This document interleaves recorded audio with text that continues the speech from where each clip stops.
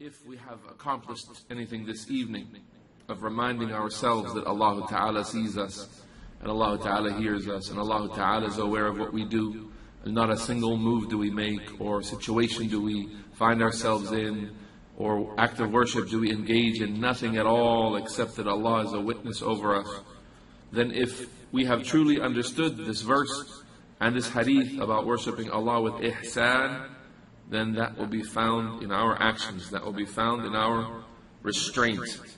Because then we would take on a level of restraint and stop doing things for no other reason except that Allah Ta'ala sees us.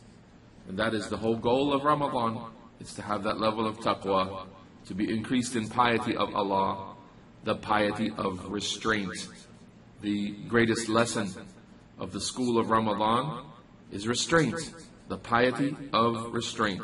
You spend your day in restraint, holding back, keeping yourself away from things. This is the taqwa, the piety that Allah Ta'ala has legislated for His servants. It's a kind of piety that is found in restraint, and it aids the servant in mastery over his soul, being in tune with himself and in control of himself, making decisions, thinking them through, and being careful about his decisions, and not rushing forth into just anything, and saying just anything, and doing just anything, and then thinking about that later, but rather having taqwa, which has been described by some of the Salaf as like walking upon a path that is covered with thorns and sharp objects. At each and every step he puts his foot down very carefully. He thinks about what he says and does so carefully. He doesn't just act and say things and then figure out what happened later. And if I offended somebody, okay, I'll apologize. Making these kinds of innovative general apologies, general Tawbah in front of everyone.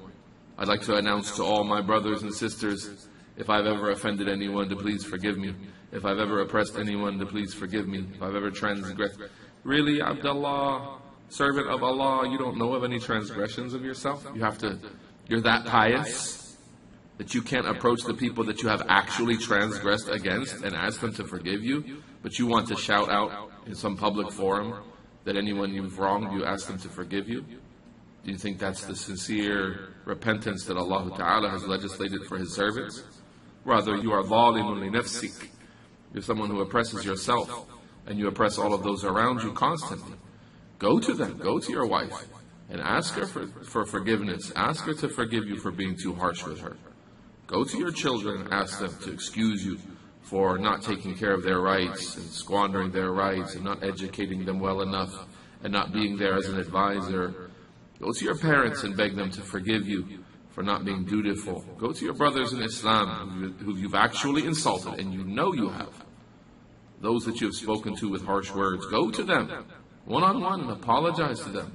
Stop this innovated, if I have ever offended anyone, if I have ever transgressed against anyone, this insincere, innovated tawbah that Allah Ta'ala has not legislated for His servants. Stop this public display of tawbah, which is fake and fraudulent and a put on. Go to your brothers and your sisters and apologize to them, those who you know you've offended, and keep it real. This is taqwa. This is the month of Ramadan, the month of taqwa, the month of piety. So we have no need for these fake acts of piety, but rather be sincere to Allah.